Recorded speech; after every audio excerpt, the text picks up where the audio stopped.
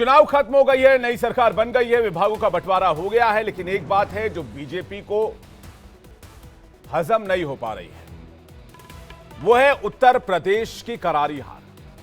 UP में BJP का खराब प्रदर्शन हर वक्त हर घड़ी उसे टीस रहा है कि आखिर चूक कहां हो गई, इतना बड़ा मार्जिन, इतना बड़ा खेल कैसे हो गया। हार के विलेन को खोजा जा रहा है, गद्दारों की लिस्ट बनाई जा रही है, एक्शन की तैयारी हो रही है। नमस्कार, मैं विवेक चांडिल और आप देख रहे हैं देश का सबसे पसंदीदा डिबेट शो, आपका सबसे पसंदीदा डिबेट शो सबका हिसाब होगा। वो यूपी जो मजबूती बीजेपी को देती थी, वो यूपी जहां अयोध्या है, जहां राम मंदिर बना, वो यूपी जहां बीजेपी डबल इंजन के विकास की बात करती है, दावा करती है, जिसके आसपास पूरे लोकसभा चुनाव का नैरेटिव सेट किया गया, राम और राम मंदिर।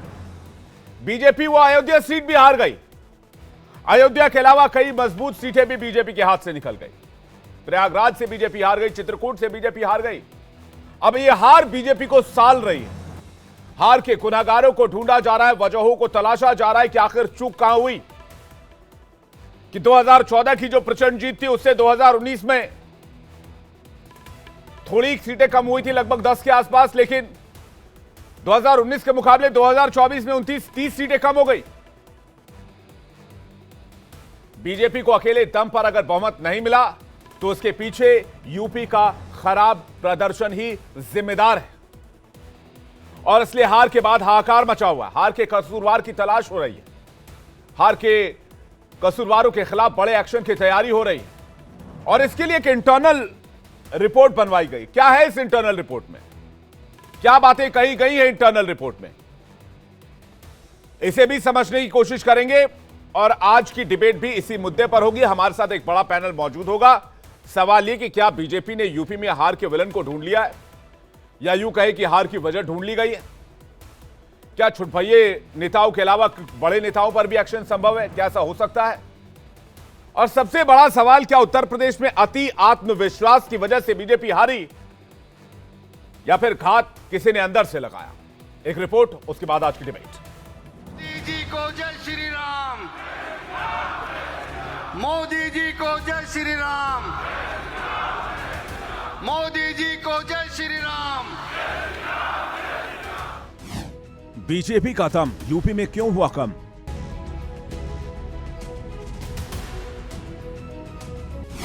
यूपी में क्यों मिली हार, बीजेपी की रिपोर्ट तैयार।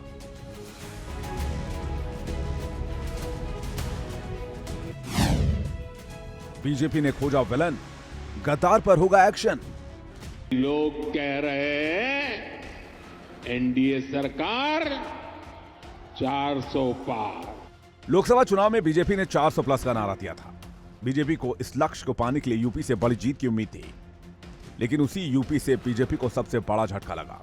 2019 में यूपी की 80 सीटों में से 62 सीटें जीतने वाली बीजेपी 2024 के लोकसभा चुनाव में 33 सीटों पर सिमट गई। बीजेपी को यह हार हजम नहीं हो पा रही है।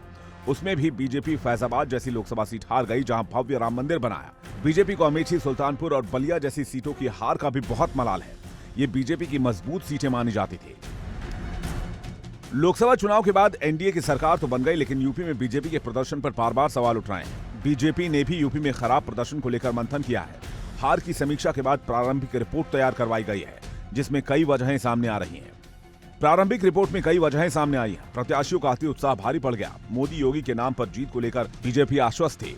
2 बार लगातार जीते सांसदों के प्रति नाराजगी थी। कई सांसदों के व्यवहार पर भी सवाल उठे हैं। टिकट बंटवारे में राज्य सरकार के फैसले की अनदेखी की गई।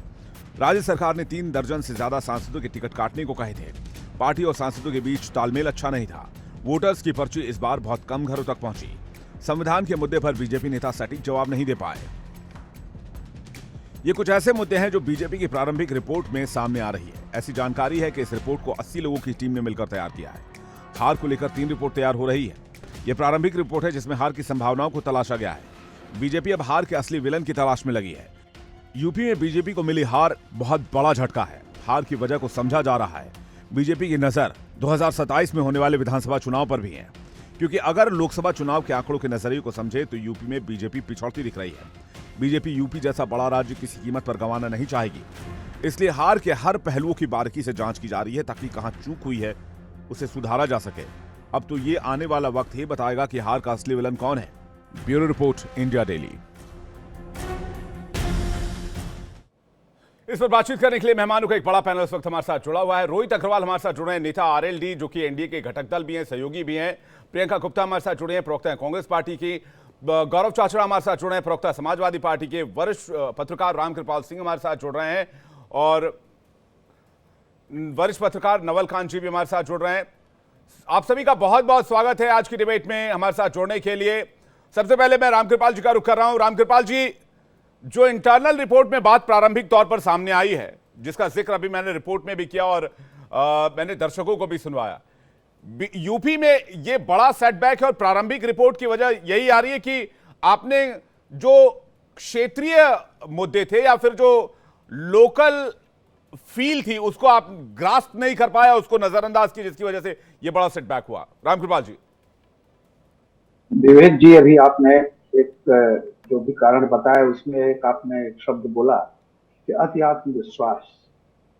क्या होता है कि जो चीज हम लोगों को पहले पता चल गई थी, करीब करीब आखिरी पूर्व का जब चुनाव हो रहा था पूर्वांचल का, तब हमें अंदाज हो गया था और बिल्कुल कंफर्म हो गया था कि बीजेपी के जो अब तक 2014 से 14, 17, 19 और 22 में जो तबका बीजेपी से इंटैक्ट था, यानी ओबीसी और बहुत हद तक दलित का एक हिस्सा, वो इस बार खिसक रहा है। और खिसकने का कारण जो हम लोगों को पता था, बिल्कुल सिर्फ दो बातें थी जी। एक, देहाती भाषा में विपक्ष ये समझाने में मतलब सफल हो गया उस तबके को, जो तबका कभी भी समाजवादी पार्टी की तरफ नहीं था, उसको ये समझाने में सफल हो गया कि ठीक है, हमसे आप नाराज हो, कोई बात नहीं है, लेकिन अगर बाबा अंबेडकर की किताब ही नहीं रहेगी तो करोगे क्या। ये बात जो लोग भी अच्छी तरह से जानते हैं, बीजेपी के चाहे छोटे नेता हो चाहे बड़े नेता हो, उनको अच्छी तरह मालूम है कि अगर अंबेडकर और राम के दो मूर्ति रख दीजिए तो आज भी अंबेडकर उस तबके के लिए सबसे बड़ी चीज है, वो अंबेडकर को नहीं छोड़ सकता। और अंबेडकर के नाम पे जो फैलाया गया एक बहुत बड़ा डैमेज हुआ है। जो वोटर लगातार आपके साथ रहा है, 19 के पहले तो राशन भी नहीं था, 19 में आपको टिकट दिया, उसके बाद उसको राशन भी मिला, फिर भी आपसे अलग चला गया जी। और उसका कारण यह था कि जो झूठ फैलाया गया, उस झूठ की पुष्टि बीजेपी के खुद 6 सांसदों ने यह बोलकर कर दी कि हमको 400 इसलिए चाहिए कि हम संविधान बदलने वाले हैं। तो ये एक बेसिक बात को ये लोग नहीं समझ पाए, पहली चीज तो ये। दूसरी बात, अति उत्साह में ये नहीं जानते हैं कि सामाजिक समीकरण थोड़े से बदल रहे थे। इस बार ये फाइट मल्टी कार्नर नहीं थी, इस बार सीधे सीधे राइट वर्सेस लेफ्ट हो गया था। मायावती किनारे चली गई थी। और मैं हमेशा कहता हूं कि जब भी इस देश में राइट वर्सेस लेफ्ट डायरेक्ट होगा, बीजेपी के लिए मुश्किलें होंगी, अभी हुई हैं, आगे भी होंगी। आप देखिए, बीजेपी का वोट परसेंट कम नहीं ज्यादा हुआ है, लेकिन बिल्कुल डायरेक्ट फाइट होने से, बाइपोलर होने से ये नतीजे रिजल्ट आए हैं। जी ठीक है, रामकृपाल जी आपके पास आऊंगा। आपने कहा कि विपक्ष ने गलत नैरेटिव फैलाया कि बाबा जी की किताब यानी कि संविधान को बदल दिया जाएगा। मैं इस पर हमारे साथ इस वक्त योगेश मिश्रा भी जुड़ गए हैं, वरिष्ठ पत्रकार, आपका भी स्वागत है सर, और नवल खान जी भी हमारे साथ जुड़े हुए हैं। मैं इस पर कांग्रेस पार्टी की तरफ जा रहा हूं। कांग्रेस पार्टी से हमारे साथ प्रियंका जी जुड़ी हुई है। प्रियंका जी, क्या विपक्ष ने वाकई भ्रम की स्थिति पैदा की कि भाई संविधान बदल दिया जाएगा, इसलिए जो है वो यूपी में इतना बड़ा नुकसान हुआ, या ओवरऑल एनडीए को बड़ा नुकसान हुआ या बीजेपी को बड़ा नुकसान हुआ? प्रियंका जी। देखिए विवेक जी, सबसे पहले तो मैं ये कहना चाहूंगी कि ये विपक्ष ने नहीं फैलाया। ये खुद अभी यहाँ पर जो पत्रकार महोदय बैठे हैं वो कह रहे थे कि यहाँ पर कि ये फैलाया किसने, ये इनके खुद के नेताओं ने फैलाया। और उसमें मेरठ के भी नेता थे और फैजाबाद के भी नेता थे उनके। तो हकीकत ये कि 400 पार का नारा जिन्होंने ये कहा कि संविधान बदलने के लिए लगाया जा रहा है, क्या उनके खिलाफ भारतीय जनता पार्टी ने अभी तक कोई कार्रवाई की? और अगर नहीं की तो इसका मतलब है कि भारतीय जनता पार्टी की मंशा यही थी। दूसरी चीज मैं ये कहना चाहूंगी कि हार की अगर समीक्षा की होगी तो अहंकार की भी समीक्षा करनी होगी, क्योंकि भारतीय जनता पार्टी का एक एक नेता, एक एक कार्यकर्ता अहंकार में डूबा हुआ था, जिस अहंकार को इस बार देश की जनता ने नकार दिया, उत्तर प्रदेश की जनता ने नकार दिया। और हकीकत यह है कि अगर असली मुद्दों में जाएंगे तो पेपर लीक समस्या है, किसान की फसल जो आवारा पशु खा जाते हैं वो समस्या है, किसान को एमएसपी नहीं मिली वो समस्या है, बेरोजगारी समस्या है इस देश में, महिलाओं के साथ लगातार भारतीय जनता पार्टी के कार्यकर्ता हो या नेता हो अत्याचार करते हैं वो समस्या है, उसकी आवाज नहीं सुनी जाती। इस देश में लगातार भारतीय जनता पार्टी सिर्फ अपनी बात करती रही। क्या जनता के पास, क्या भारतीय जनता पार्टी के पास मुद्दे थे कि मंगलसूत्र चुरा लेंगे, आपकी भैंस चुरा लेंगे? इन मुद्दों पर भारतीय जनता पार्टी चुनाव पर जाएगी और उसका लगता है कि इस देश की जनता, उत्तर प्रदेश की जनता उनको वोट दे देगी। मुझे लगता है कि भारतीय जनता पार्टी को समझ लेना चाहिए कि उनकी विघटनकारी नीतियां अब नहीं चलेंगी। अब किसी तरह से जनता इन सारे बहकावों में नहीं आएगी। अब पूछना चाहती है कि आप कितना रोजगार देंगे, उस पर बात क्यों नहीं करते आप बताइए कि इनका तीसरा कार्यकाल शुरू हो चुका है, ट्रेन के एक्सीडेंट ये पहली बार नहीं हुआ। क्या रेल मंत्री इस्तीफा देंगे? लगातार ट्रेन के एक्सीडेंट होते चले जा रहे हैं। नीट का पेपर जो लीक हुआ, क्या शिक्षा मंत्री इस पर इस्तीफा देंगे, जो लगातार ये एक्सेप्ट करते रहे कि नहीं कोई पेपर लीक नहीं हुआ? आज जब सब कुछ सामने आ चुका है, खुद लोगों ने कबूल लिया है, उसके बाद क्या इस्तीफा देना? आप कह रहे हैं मुद्दों की वजह से चोट पड़ी है और अहंकार। सवाल पूछिए। आप कह रहे हैं मुद्दों और अहंकार की वजह से चोट पड़ी है। मैं रोहित जी के पास आऊं और नवल जी के पास और योगी जी के पास आऊं, लेकिन उससे पहले गौरव जी का पक्ष जान लेते हैं। गौरव जी, विपक्ष का भ्रम, मायाजाल या मुद्दा और अहंकार, किसकी मार पड़ी विपक्ष बीजेपी के डबल इंजन को? देखिए, ये जो हमारी जीत हुई और भाजपा के डबल इंजन की जो हार हुई है, ये माननीय राष्ट्रीय अध्यक्ष श्री अखिलेश यादव जी के नेतृत्व में जो जनता के असल मुद्दे, महंगाई, बेरोजगारी, महिला अपराध, भ्रष्टाचार, किसान दुखी, नौजवान दुखी, अग्निवीर जैसी समस्या, योजना तो नहीं कहूँगा, समस्या, इन सब समस्याओं को जो हम धरातल पे लेके जनता के असल मुद्दों को लेके गए हैं, उसमें हम कामयाब रहे हैं। उस जनता के हक की लड़ाई में और पीडीए की स्ट्रेटजी जो हमारे साथ थी उसकी सफलता है। भारतीय जनता पार्टी ने जो काम नहीं किए हैं उत्तर प्रदेश और देश में, जनता को छल कपट और झूठ की राजनीति में फंसाने का कार्य किया था, यही सब उनकी विफलता का कारण रहे हैं। आज ये गौरव भाई बीजेपी ये कह रही है कि आप लोगों ने संविधान के नाम पर जो भ्रम फैला उसकी वजह से नुकसान हुआ, और बीजेपी के नेता इसका जवाब नहीं दे पाए, इसकी काट नहीं ढूंढ पाए। हमने तो संविधान तो नहीं बदला जा सकता है, हम सभी जानते हैं। वो 400 सीट आए क्या 543 लेते हैं तो भी संविधान नहीं बदल सकते। ये भारतीय जनता पार्टी के लोगों की वाणी थी। उन्होंने ही बोला था संविधान बदल देंगे, हमने तो नहीं बोला था। उन्होंने ही एक डर का माहौल पैदा किया जनता में। धरातल में जनता को लगा कि अगर ये 400 से ऊपर आ गए तो संविधान बदल देंगे। कोई अनपढ़ की बात नहीं, पढ़े लिखे व्यक्ति ने भी वोट इनके खिलाफ किया है। शहर में भी बहुत अच्छी वोटिंग इनके खिलाफ हुई है। इनके खिलाफ लोगों ने इस बार बहुत रोष था। इन्होंने कोई विकास का कार्य किया नहीं। जनता ने अपना जवाब इनको वोट की तोड़ देकर। रोहित जी, आप तो एनडीए के अलायंस है और जो शुरुआती रिपोर्ट जो सूत्रों के हवाले से पता चली उसमें तमाम रीजन हमने गिना है। आप लोग तो ग्राउंड पर रहते हैं, आप लोगों को क्या जानकारी मिली? सीधा बात जो शुरुआत में सामने आ रही है वो यही आ रही कि अयोध्या की सीट भी अगर आप हार गए तो अति आत्मविश्वास था, काडर आपका निकला नहीं, वो भरोसे में था कि मोदी योगी की जोड़ी है, जीतना तो है ही, 80 की 80 सीटें घर में आ रही, खाते में आ रही है एनडीए की। विवेक भाई, विपक्षियों को यही खल रहा है कि तूफानों में भी हमारा दिया क्यों जल रहा है। अभी मैं समाजवादी पार्टी के प्रवक्ता को सुन रहा था तो मुझे लगता है फिर इनके यहाँ तो समीक्षा होगी नहीं कि भाई क्या हुआ चुनाव में, ना कांग्रेस में समीक्षा होगी कि क्या हुआ चुनाव में, क्योंकि ये लोग तो जीत गए ना, बता रहे हैं ये लोग जीत के आए हैं तो सरकार नहीं बना पाए। खैर कोई बात नहीं, हो सकता है विपक्ष में रहने के लिए चुनाव लड़ा हो इन्होंने, तो ये विपक्ष में हैं और खुश हैं। सबसे अच्छी बात ये है कि विपक्ष में रह के भी खुश हैं। दूसरी बात ये है विवेक भाई, ये एक नैरेटिव सेट किया जा रहा है कि उत्तर प्रदेश के अंदर विपक्ष जीत गया और एनडीए हार गया। आप मुझे ये बताइए कि क्या हर बार आदमी सेंचुरी ही बनाएगा तभी आप उसको मानेंगे कि उसने परफॉर्म किया? भाई 2019 में कहीं ना कहीं एनडीए ने आउट परफॉर्म किया था, इसमें कोई शक नहीं है। वो 62 सीटें जीत के आया था, परंतु इस बार भी एनडीए 36 सीटें जीत के आया है। 36 सीट, 80 सीटों में से अगर 36 सीटें आप जीत के आ रहे हो, ऑलमोस्ट 48% सीट आप जीत के आ रहे हो, उसको आप हार कह रहे हो। अरे भाई, आप 43 सीट तो जीत के आए हो जिसमें एक निर्दलीय प्रत्याशी भी है।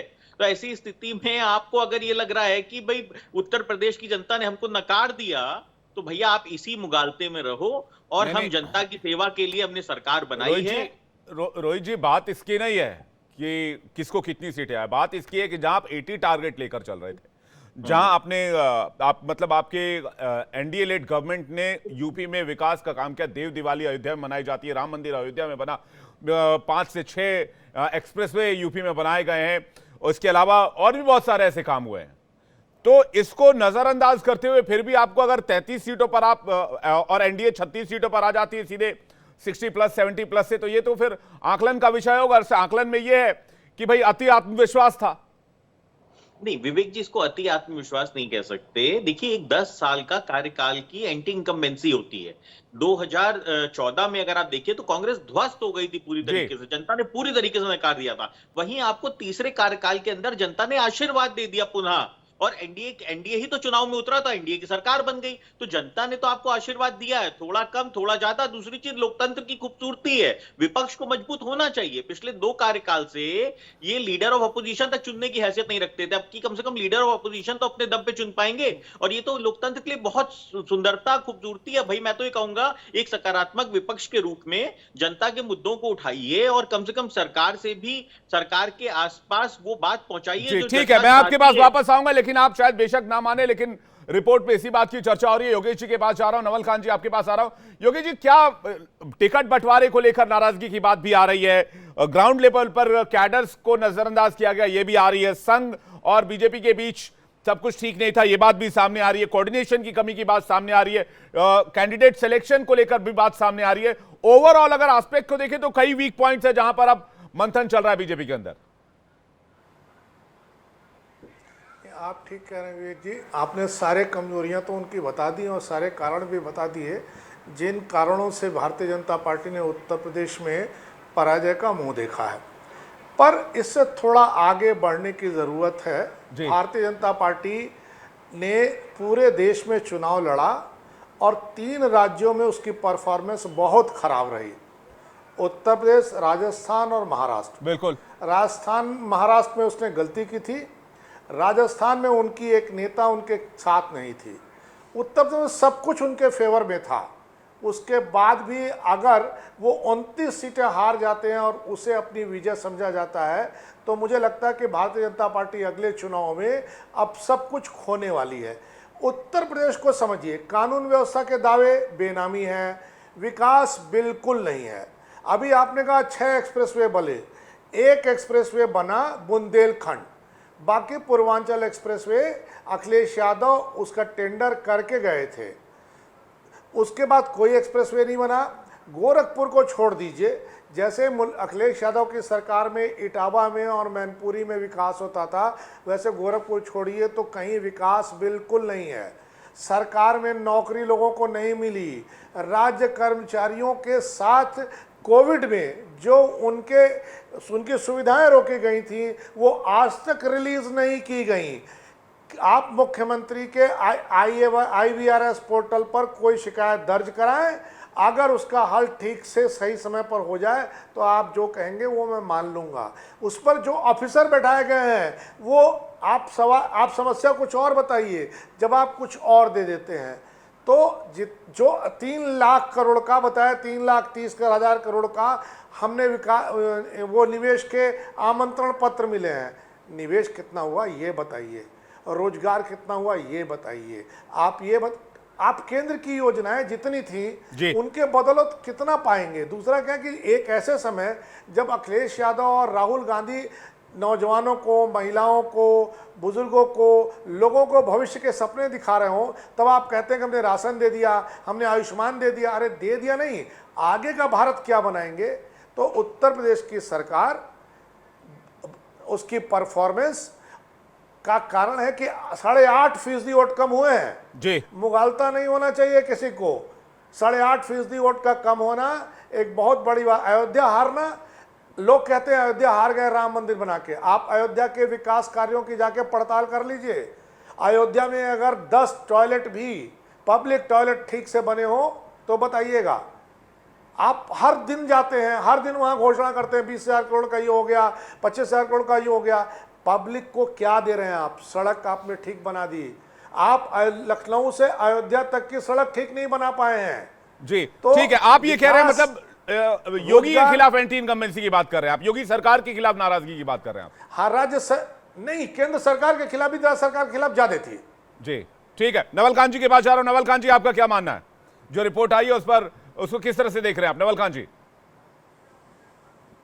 देखिए, रामकृपाल जी से लेकर योगेश जी तक सभी मुद्दों पर विश्लेषण हो चुका है मैं भी कभी सबके साथ ही खुद को कनेक्ट करता हूँ, लेकिन मुझको जो सबसे बड़ा मुद्दा लगा बीजेपी की सीटें कम होने का, हार मैं नहीं कहूंगा, वो सबसे बड़ा मुद्दा ये था कि लल्लू सिंह से लेके अनंत हेगड़े तक ने जिस तरह से कहा कि हमको 400 सीटों की जरूरत है और इसकी जरूरत इसलिए है कि संविधान को बदलना है, और उसकी तरफ से जो बीजेपी ने सफाई दी उसमें भी एक मिस्टेक ये थी कि वो लगातार बीजेपी ने कहना शुरू किया कि नहीं, हम आरक्षण नहीं बदलने जा रहे हैं, आरक्षण कायम रहेगा, जबकि यहाँ संविधान बदलने की बात थी और संविधान अम्बेडकर जी का बनाया हुआ है और उसमें दलितों की बड़ी आस्था। उनको लगता है कि जो हमारे पास जो भी थोड़े बहुत अधिकार हैं वो उस संविधान की वजह से है, उसको नहीं क्लियर कर सकी बीजेपी। दूसरी चीज ये है कि एक तो गुमान था 400 सीटों का, वो ओवर कॉन्फिडेंस ध्वस्त हो गया। जमीनी हकीकत पता नहीं थी, क्योंकि तमाम सांसदों से उत्तर प्रदेश में खासतौर से बहुत नाराजगी थी और ये कहा जाता है कि यहाँ के स्थानीय नेतृत्व ने सुझाव भी दिया था टिकट बदलने का, लेकिन उस ओवर कॉन्फिडेंस में टिकट दिया गया। और ये दो बड़े कारण थे, मुझको लगता है कि जिसकी वजह से ये बीजेपी को दिल देखना पड़ा और जो समाजवादी पार्टी और अखिलेश यादव मिले, एक मजबूत गठबंधन हुआ, खासतौर से जो मुस्लिम वोट बैंक है। लेकिन एक सबसे महत्वपूर्ण फैक्टर ये भी है कि पब्लिक ने ये मान लिया कि जो बहुजन समाज पार्टी है वो बीजेपी की बी टीम बन के चुनाव लड़ रही है, और जो वोटों का बंटवारा जो रामकृपाल जी कह रहे थे वो नहीं हुआ। ये प्रमुख कारण थे जिसकी वजह से बीजेपी के हार भी नहीं कहेंगे, सच्चाई ये है कि जो बच्चा टॉप करता रहा हो और वो फेलियर से थोड़ा सा ऊपर या आगे नीचे पीछे आया हो तो उसको बहुत ही खराब परफॉर्मेंस कहा जाएगा। और आज की डेट में चुनाव बीजेपी के साथ वही हो रहा है। ठीक कह रहे हैं आप कि जो बच्चा टॉप करता रहा हो उसमें सेकंड डिवीजन भी हो जाए तो सवाल उठता है कि भाई तुम फेल ही कर गए तो वो एक एलिगेशन लग रहा है। लेकिन 3 जरूरी मुद्दों की बातचीत की आपने, कैंडिडेट सिलेक्शन की बात की, टिकट बंटवारे पर रिपीटेशन की बात की, अति आत्मविश्वास की बातचीत की आपने, और एक और जो मुद्दा आपने गिराया, मैं रामकृपाल जी का इस पर जवाब चाहूंगा। रामकृपाल जी।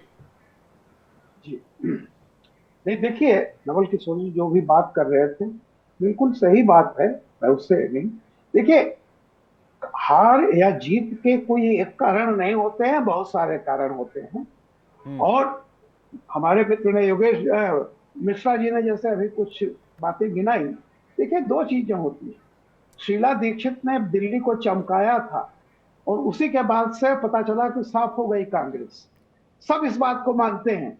एक देखिए विकास कहीं ना कहीं, अगर आप सारी चीजों को देखिए, मैं जो बात कह रहा हूं, बीजेपी की कोर स्ट्रेंथ उत्तर प्रदेश में क्या थी, किसके बूते बीजेपी जीतती थी, वो था ओबीसी, जो मंडल कमीशन में क्रीमी लेयर के खिलाफ एक तरह से बगावत करके नाराज होकर के उससे अलग हुआ था। और वो 2014, 17, 19 और 22 सब में वो बिल्कुल बीजेपी के साथ इंटैक्ट था। दूसरी बात, मायावती जी का जो था, आप आजमगढ़ का बाई इलेक्शन देख लीजिए, अखिलेश जीत गए थे, लेकिन अखिलेश ने जब रिजाइन किया आजमगढ़ से तो बीजेपी कम वोट पा करके भी उस सीट से जीत गई थी, क्योंकि मायावती जी 1.5 लाख वोट लेकर के गई थी। बाई इलेक्शन में एसपी बीएसपी अलग हो गए थे। कई फैक्टर होते हैं। जो मैं कह रहा हूं, इन लोगों को, बीजेपी को ये अहंकार आप कहिए, आप विश्वास कहिए, इनको लगा कि हमने जो किया है इधर 19 के बाद से, जो हमने राशन और ये सब मकान, ऐसा नहीं है, बहुत सारे काम हुए उत्तर प्रदेश में। आप गांवों को जाकर के देखिए, जहां कच्चे घर थे आज वहां कच्चा घर खपरेल किसी का नहीं मिलेगा। सवर्णों के कच्चे मकान मिलेंगे, छोटी जातियों के मकान जो है वो पक्के बन गए हैं, सिलेंडर पहुंचा है, बहुत सारी चीजें हुई हैं। और अगर विकास नहीं होता तो 22 में जो सफलता उत्तर प्रदेश को मिली है वो किसी और कारण से नहीं मिली है। गलतफहमी नहीं पालनी चाहिए कि अगर कानून व्यवस्था भी खराब है, सब कुछ खराब है, तो 22 में सफलता क्यों मिली थी। और 33 सीटों पर रामकृपाल जी, नहीं, मैं कह रहा हूं 2022 विधानसभा चुनाव, ठीक बात, हाँ ठीक है, ओके, विधानसभा चुनाव की बात मैं कर रहा हूं। तो मैं जो कह रहा हूं कि देखिए, जो फार्मूला 14, 17, 19, 22 और 23 में मध्य प्रदेश में भी चला, हाँ, छत्तीसगढ़ में चला। रामकृपाल जी और योगेश जी को स्क्रीन पर लेकर आइए। जी बोलिए रामकृपाल अगर जी। अगर अचानक वो फेल हुआ है तो सबसे बड़ा उसका कारण यही, मैं फिर कह रहा हूं, बहुत सारे कारण हैं, हो सकता है, लेकिन एक बहुत बड़ा कारण है कि अगर बाबा आम्बेडकर को, आप जाइए, हम पूर्वांचल के ही हैं, मेरा गांव है, हर 4 घर 10 घर के बाद एक आम्बेडकर की मूर्ति आप वहां देखेंगे, नल के किनारे, हैंडपाइप के किनारे, हर जगह है।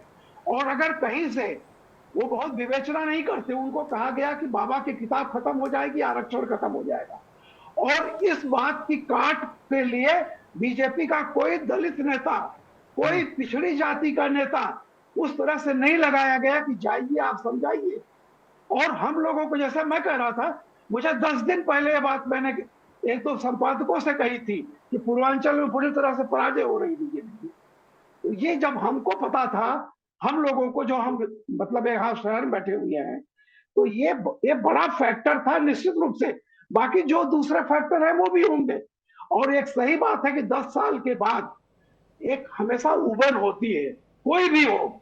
और दूसरे का ये जो था, नहीं रामकृपाल जी, ये बात भी तो है ना जी, ये बात भी तो है ना सर कि बीजेपी के कुछ नेताओं ने ही कहा कि हमें 400 सीटें इसलिए चाहिए कि हमें संविधान में अमेंडमेंट करना है। मुझे लाइन भी याद है, मेरठ से जो अरुण गोविल सांसद बने उनकी अमेंडमेंट वाली बात थी, लेकिन बात पहुंची संविधान बदलने को लेकर। जी नहीं, एक मिनट, आखिरी वाक्य कहूंगा। मैंने हमेशा कहा, मैं खुद पहले जब शुरू में बोला था, हाँ। कि बीजेपी के 6 एमपीज ने, 6 बयान बहादुरों ने इस बात को कहा था। हाँ। निश्चित तौर पर इसकी पुष्टि हुई। दूसरी बात जो है, एक बात समझ लीजिए आप, अफवाह और लालच, 8,000 8,500 रुपए महीने, ये भी बहुत हद तक काम किया है अंदर खाने में, बताऊं, ये मत समझिएगा। और ये हमेशा मैं कहता हूं, रिफॉर्मिज्म एंड सोशलिज्म गो टुगेदर।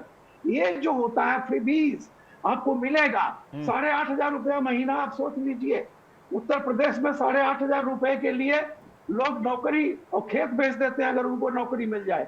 बैंकों में 8,000 रुपए पर एमबीए काम कर रहे हैं। और अगर हो गया कि हम आते ही आपके बैंक में खटाखट 8,500 रुपया जाएगा। अफवाह और लालच, तो जी, अफवाह और लालच, ये 2 चीजों ने बहुत महत्वपूर्ण भूमिका निभाई है। ठीक है, मैं सर योगेश जी का जवाब लूं, उसके बाद मैं कांग्रेस की प्रवक्ता प्रियंका जी के पास जा रहा हूं। योगेश जी, आपका जवाब इस पर।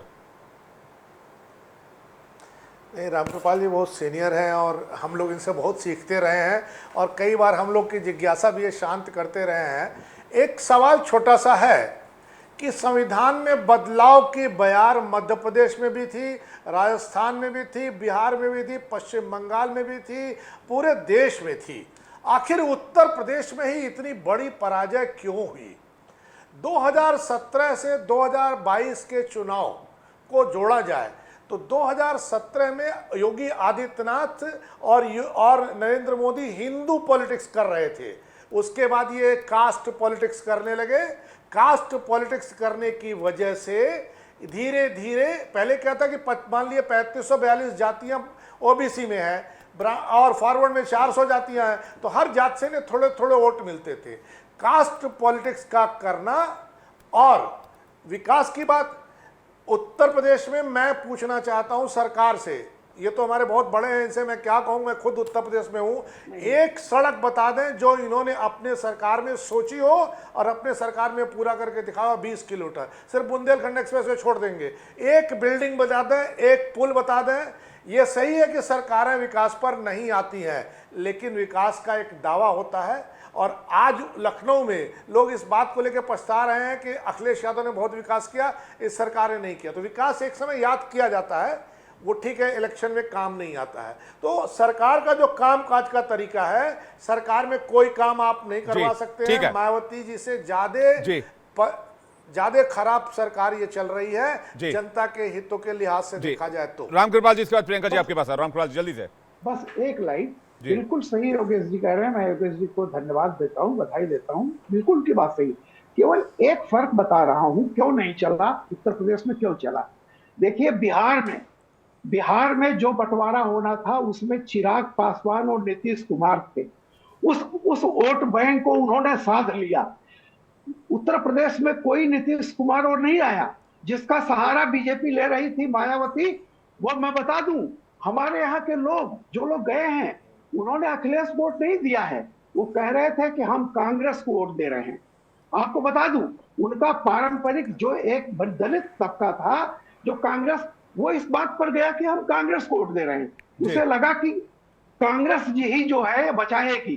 तो अब उत्तर प्रदेश, वहां दूसरी बात, जहां जहां मध्य प्रदेश आप बात कर रहे हैं, वहां समाजवादी पार्टी जैसी कोई क्षेत्रीय पार्टी उस पर मजबूत नहीं है।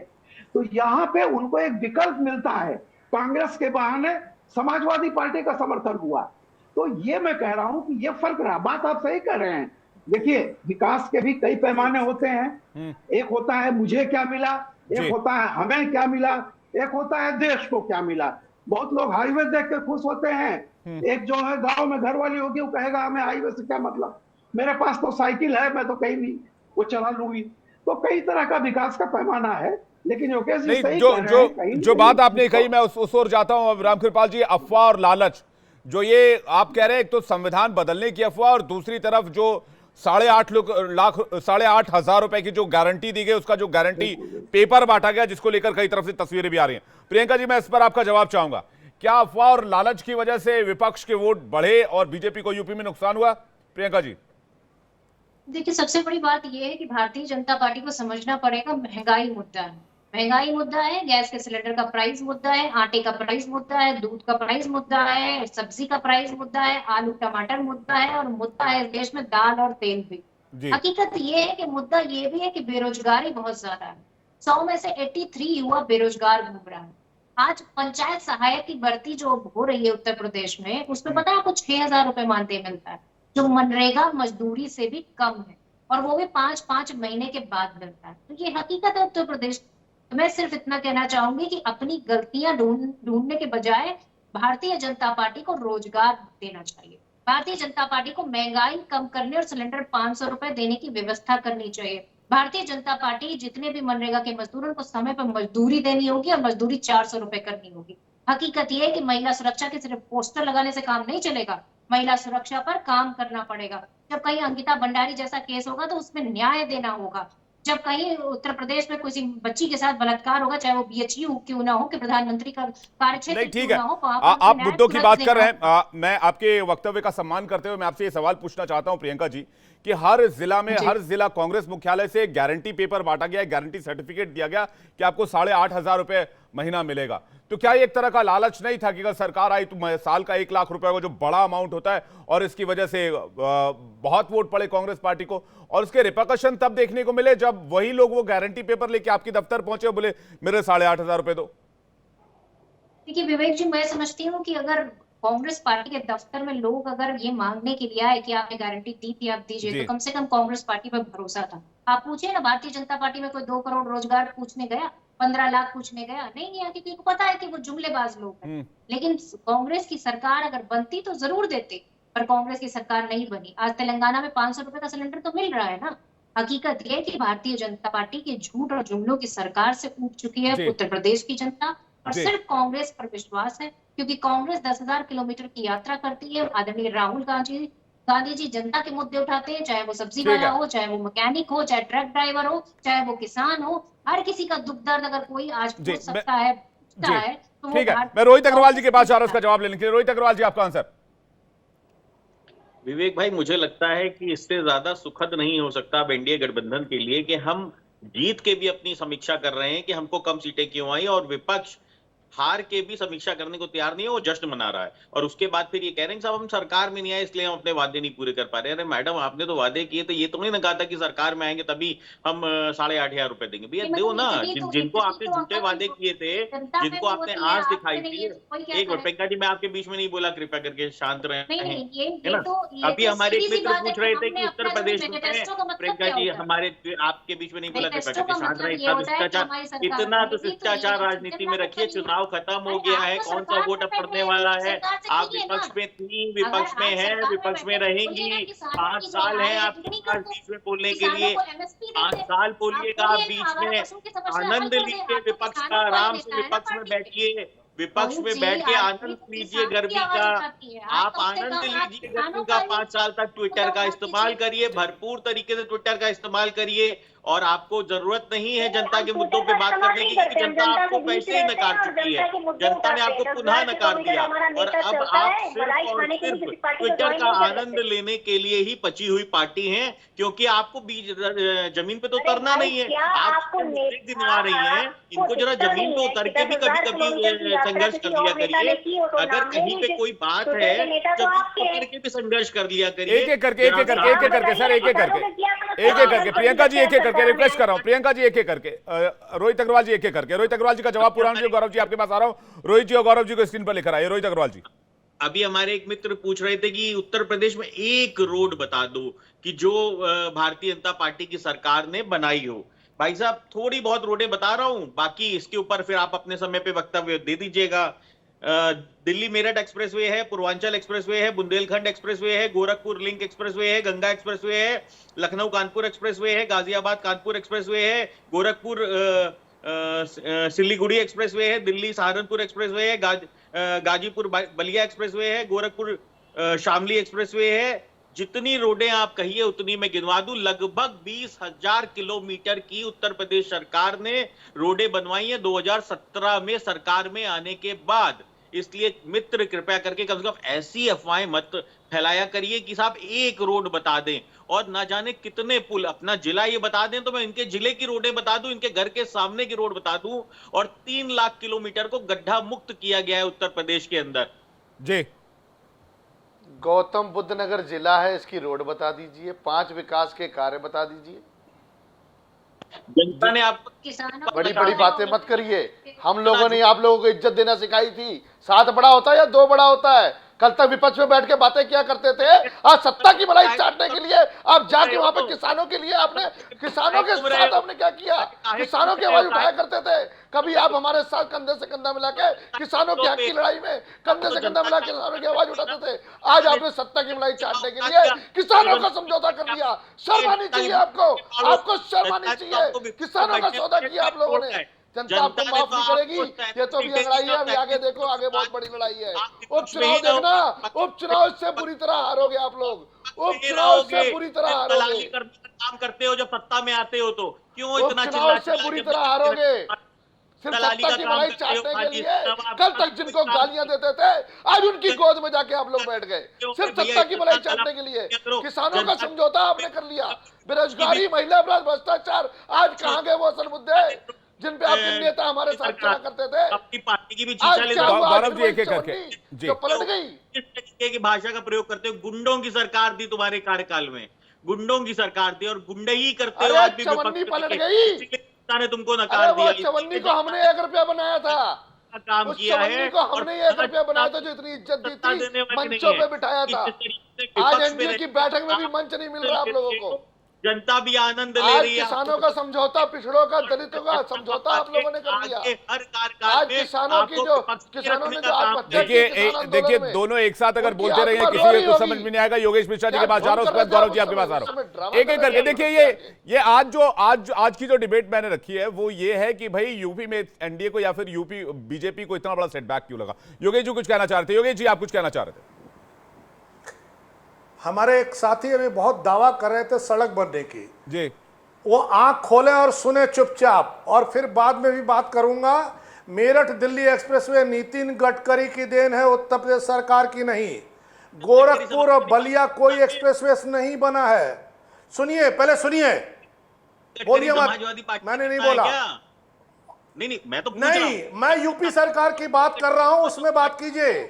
सुनिए, बोलिए मत एक एक करके रोहित जी, एक एक करके बोलिए रोहित जी, मत, एक एक सुनिए रोहित जी, सुनिए, पहले सुनिए। और जितनी एक्सप्रेसवे आपने गिनाए, जितना गंगा एक्सप्रेसवे मायावती ने कंसीव किया था, मायावती ने प्रोजेक्ट बनाया, मायावती ने पास कराया। आपको ज्ञान नहीं है तो जानिए। दूसरी चीज, मेरे जिले में आप क्या बताएंगे? लखनऊ आइए, गड्ढा मुक्त सड़क मैं दिखाता हूं आपको। अपना व्हाट्सएप कीजिए, मैं 50 गड्ढा मुक्त सड़कें आपको व्हाट्सएप कर रहा हूं। आपके मुख्यमंत्री ने 25 बार गड्ढा मुक्त सड़कों का दावा किया। आप कह रहे हैं कि आपने एक्सप्रेसवे बना दिया क्या से आजमगढ़, और आजमगढ़ से आप चले जाइए गोरखपुर तक, जाने में 4 घंटे लगेंगे आपको। सड़क से आप नहीं चलते हैं। मैं कुशीनगर से आता हूं, मेरे जिले की रोड छोड़िए, मैं उत्तर प्रदेश की सारी रोड की बात करने को तैयार हूं। ये व्यक्ति पूरी तरीके से जमीनी हकीकत से मुझे लगता है ये जानकार नहीं है जमीनी हकीकत से। ये पूरी तरीके से गलत तथ्य आपके डिबेट पे पेश कर रहे हैं। आप कहो, आप बोलो, टाइम की बर्बादी कर रहे हैं, इसके अलावा कुछ नहीं कर रहे हैं। आप बोलो, नहीं, आप जवाब दे दीजिए ना रोहित भाई, आप जवाब दे दीजिए ना। आप सही गलत डिसाइड मत कीजिए, आप काउंटर कर दीजिए, आप काउंटर कर दीजिए। रोहित अग्रवाल जी, डिबेट चल रहा है, अपने घर के बाहर निकलिए और दिखाइए एक भी गड्ढा अपने घर के बाहर की सड़क पे।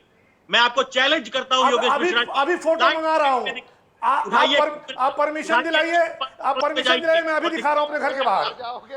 आप परमिशन दिलाइए ना। रोहित नहीं, देखिए ये यूपी के डेवलपमेंट पे डिबेट चली गई। देखिए आप लोग परमिशन देखिए योगेश जी की बात पूरी होनी चाहिए। रोहित जी एक सेकंड, मैं ये कह रहा हूं कि यूपी के डेवलपमेंट पर डिबेट नहीं है, डिबेट इस बात को लेकर है कि बीजेपी लूज क्यों की है। मैं योगेश जी की बात पूरी होने दीजिए, उसके बाद मैं आ रहा हूं। योगेश जी की बात पूरी होने दीजिए, उसके बाद आ रहा हूं नवल खान जी के पास जा रहा हूं। योगेश जी की बात पूरी होनी दीजिए। योगेश जी रोहित जी एक सेकंड, एक करके। पहले तो बातचीत में आप शब्द का इस्तेमाल कीजिए, तुम का कोई इस्तेमाल नहीं होना चाहिए। दूसरा, रही विकास की बात, तो मैं आपको आप ही कहूंगा, आपने अभी कहा। ठीक है योगेश जी की बात पूरी होने दीजिए। योगेश जी की बात पूरी होने दीजिए। रोहित जी मैं आ रहा हूं आपके पास, वेट कीजिएगा। योगेश जी अपनी बात पूरी कीजिए, नवल जी के पास जा रहा हूं, बहुत देर से वेट कर रहे हैं। योगेश जी तो विकास भी एक सवाल था इस चुनाव में। हालांकि रामकाल जी ने बहुत अच्छी बात कही कि विकास 3 तरह के होते हैं, हमारा, मैं और सबका। तो कुछ मैं का हुआ होगा। जो बेसिक कारण था वो यहाँ पर है कैंडिडेट का सिलेक्शन और जातीय राजनीति में भारतीय जनता पार्टी का उतरना। जो धर्म की राजनीति कर रही थी उसको कास्ट पॉलिटिक्स में आने में दिक्कत हुई, और कास्ट पॉलिटिक्स के अखिलेश यादव माहिर आदमी है, इसलिए भारतीय जनता पार्टी की यहाँ बड़ी पराजय। ठीक है, कास्ट पॉलिटिक्स में उतरने से बीजेपी को बड़ा नुकसान हुआ क्या? नवल खान जी आपका आंसर। रामकृपाल जी इसके बाद में आ रहा हूं आपके पास। देखिए, पहले बात तो मैं रोहित जी से कहूंगा कि योगेश जी बहुत वरिष्ठ है, उनको मर्यादा में बात करना चाहिए। विचार सबके अलग हो सकते हैं। आपने जो सवाल पूछा बड़ा इंटरेस्टिंग चीज मुझको ये लगा कि देखिए, बीजेपी एक लिहाज से बहुत बड़ी सफलता हासिल की, क्योंकि वो नरेंद्र मोदी के नाम पे वोट मांग रही थी। उत्तर प्रदेश में नरेंद्र मोदी के नाम पे जितने वोट मिलने चाहिए मिले थे, वो राम मंदिर के नाम पे मांग रही थी। राम मंदिर के नाम पे भी पूरे वोट मिले। अब हारी क्यों? हारी इसलिए कि भैया विकास तो अयोध्या विधानसभा क्षेत्र में हुआ था, तो वहां पर तो 50,000 से जीतना चाहिए था, 4,000 वोट तो ज्यादा ही पाए। लेकिन जो दरियाबाद है, मिल्कीपुर है, बीकापुर है, वहां पे क्या किया आपने? वहां पे तो कोई विकास ही नहीं किया। तो मुझको लगता है कि जो सांसदों की एंटी इनकम्बेंसी थी, जो अंबेडकर जी को संविधान बदलने की बात थी, उसको पकड़ नहीं पाई, और ये बहुत सारी बड़ी वजह बनी। और जिस तरह से अखिलेश यादव ने जो जातियों का जो सोशल इंजीनियरिंग किया, आपको एग्जाम्पल दूं, जैसे गाजीपुर सीट है, गाजीपुर सीट में अफजाल अंसारी को अगर अखिलेश यादव लड़ा रहे थे और उनके खिलाफ अगर भूमियार प्रत्याशी था, तो घोसी सीट पे अखिलेश यादव ने भूमियार प्रत्याशी दे रखा था। तो बगल के जिलों के इम्पैक्ट को भी ध्यान में रखते हुए जो सोशल इंजीनियरिंग अखिलेश यादव ने की, मुझको लगता है बहुत ही बेहतरीन और बहुत शानदार थी। और ये सब कई कारण थे, इसका विश्लेषण करने की जरूरत है कि किस वजह से बीजेपी को इतनी बड़ी पराजय उत्तर प्रदेश में। ठीक है, लेकिन अब टीम बनाई गई है 80 लोगों की। मुझे लगता है 80 लोकसभा सीटों को देखकर 80 लोगों की टीम बनी है, जो बीजेपी में इस बात को फेज बाय फेज समीक्षा करेंगे कि भाई हारे क्यों। लेकिन जो जातिगत पॉलिटिक्स की बात जो अभी कर रहे थे योगेश जी की, बीजेपी को इसमें अखिलेश जी फंसा ले गए और इसकी वजह से नुकसान हो गया। मैं चाहूंगा रामकृपाल जी आप भी इस पर थोड़ा सा अपनी प्रतिक्रिया दें। रामकृपाल जी देखिए, मैं मोटे मोटे तौर पर जो चीजें बता रहा हूं, पहली बात तो यह है कि बीजेपी को बहुत पहले कर्नाटक इलेक्शन के बाद ही यह समझ जाना चाहिए था कि सामाजिक समीकरण बहुत जगह पे बदल रहे हैं। बीजेपी की सबसे बड़ी वीकनेस जो है, जो मैं बार बार कहता हूं, मैं भी एक लंबे समय तक मीडिया में रहा हूं जी, और एक संस्थान में मुझे एक बात बताई गई थी कि लीडर की ताकत कंपनी या पार्टी या संस्थान की कमजोरी नहीं बननी चाहिए। बीजेपी इस रोग से ग्रस्त हो गई, यानी इंडिविजुअल स्ट्रेंथ पार्टी की वीकनेस हो गई। मोदी जी के चेहरे पर वोट मिलता है, बस हमें क्या करने की जरूरत है। तो मैं ये कह रहा हूं कि 2014 में अमित शाह ने जब ये देखा था कि मंडल में जो 1-1.5% छोटी छोटी जातियां हैं, जी उनमें एक तरह से निराशा का भाव था अपने ही ग्रुप के कुछ कास्ट के खिलाफ। वो उन्होंने एक जिसको कहते हैं सामाजिक एक केमिस्ट्री बनाई और वो जातियां आ गई बीजेपी की तरफ। लेकिन ये देखना चाहिए कि वो इस बार दरक रही थी, और जो पारंपरिक रूप से यह था कि मायावती का वोट बैंक है, वो मायावती का वोट बैंक जो कभी 20% 22% हुआ करता था समाजवादी पार्टी के बराबर, वो लगातार कम होता जा रहा था। तो आखिर वो वोटर कहां जा रहा है? बीजेपी को गलतफहमी को हमारे ही पास आ रहा है। वो वोटर अगर मायावती को छोड़ के कहीं जा सकता है तो आप तय जान लीजिए कि आपको ध्यान देना पड़ेगा। वो अगर मायावती को छोड़ सकता है तो आपको भी छोड़ सकता है। तो कई कारण हैं इसके, लेकिन ये सही है कि देखिए, हमेशा क्या है कि किसी व्यक्ति के चेहरे पर बहुत दिन तक व्यक्ति जो है वो मॉर्टल है, इमॉर्टल नहीं है। संस्थाएं 150 साल चलेगी, 200 साल चलेगी। तो कभी भी किसी व्यक्ति की स्ट्रेंथ को पार्टी की स्ट्रेंथ की कीमत पर नहीं बढ़ावा देना चाहिए। और ये बात ऑर्गेनाइजर में छपी थी, जब कर्नाटक इलेक्शन हुआ था तभी ये बात छप गई थी कि आप लोग मोदी के भरोसे मत रहिए, जमीनी सच्चाई को देखिए। यूपी में गफलत हुई है, और निश्चित तौर पर अखिलेश का जो रहा है, आपको याद होगा जब टिकट बढ़ता था तो लोग खिल्ली उड़ाते थे कि अखिलेश टिकट बदल रहे हैं, कंफ्यूजन में है। लेकिन उन्होंने जो उन पर आरोप था यादव एक जाति को बढ़ावा देने का, उसको छोड़ करके बाकी जातियों पर ध्यान दिया। और आप देख लीजिए, समाज के एक बड़े तबके को उन्होंने हिस्सेदारी दी, जिसका उनको निश्चित रूप से फायदा मिला है। तो ये देखना चाहिए कि कौन किस लेवल पर जाकर के रणनीति बना रहा है। इसमें बीजेपी फेल हुई। मैं प्रियंका जी का रुख करूं, उसमें पहले योगेश जी कुछ कहना चाह रहे हैं। योगेश जी क्या कुछ कहना चाह रहे हैं आप?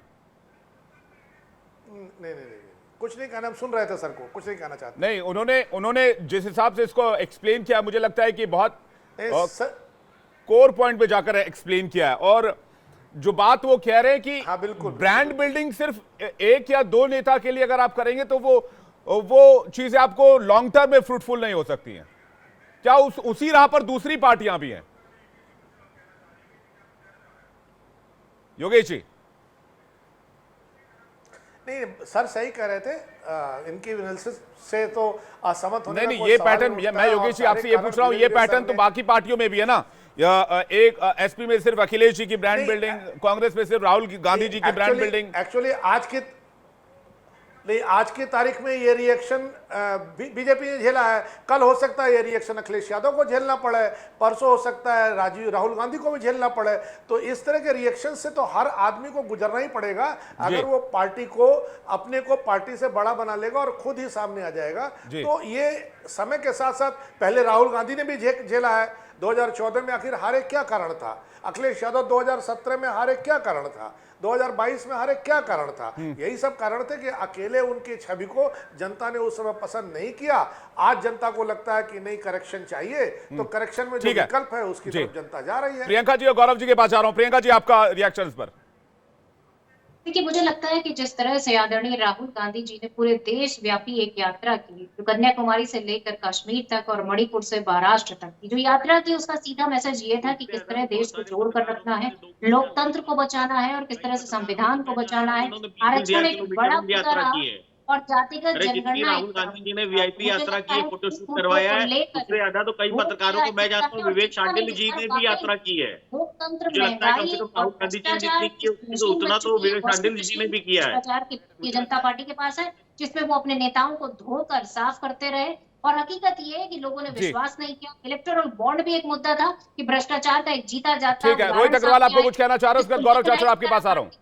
मैं ये समझ नहीं पा रहा हूं कि कांग्रेस वाले इस तरीके से राहुल गांधी की जो है वंदना करते हैं जैसे यात्रा करके किसी और पे जनता के ऊपर एहसान किया हो राहुल गांधी ने। अरे भैया, यात्रा अपनी पार्टी को मजबूत करने के लिए की, वोट पाने के लिए की। और इससे ज्यादा यात्रा तो विवेक शांडिल्य जी ने की है चुनाव के दौरान। इससे ज्यादा यात्रा में कई पत्रकारों को मैंने कोई पॉलिटिकल यात्रा नहीं की है रोहित भाई। आप मुझे क्यों डाल देते हर चीज में रोहित भाई? मैंने कोई पॉलिटिकल यात्रा थोड़ी ना की है।